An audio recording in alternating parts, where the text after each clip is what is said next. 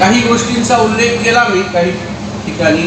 थोडक्यात मला जाणवणारा जो एक भाग होता की एकीकडे मी असं पाहिलं की आपलं शासन तर म्हणते की आम्ही खूपसा काही निधी वेगवेगळ्या कामांसाठी देऊ.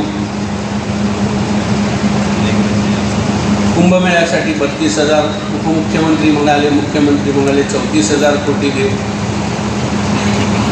नंतर कुठेतरी बातमी वाचली की एका कॉरिडॉरसाठी आम्ही 11,000 कोटी रुपये खर्च करू.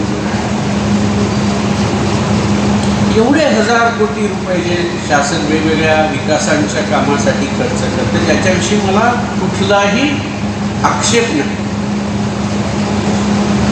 पण जर ह्या हजारो कोटीच्या रकमेची जर साधक तरतूद करत असेल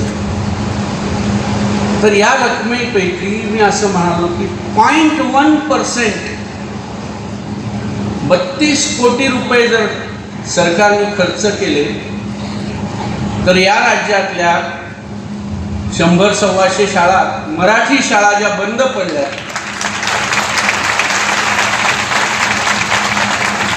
त्या बंद पडल्या. आणि मी हे तुम्हाला आग्रहाने, आवर्जून आणि स्वानुभवाने सांगतो की मी माझं पूर्ण प्राथमिक, माध्यमिक इयत्ता 10वी पर्यंत शिक्षण मराठी माध्यमात घेतलेलं आहे. नगरपालिका, जिल्हा परिषदेच्या शाळांतून घेतल्या आणि त्यामुळे माझं काही अडलेलं नाही.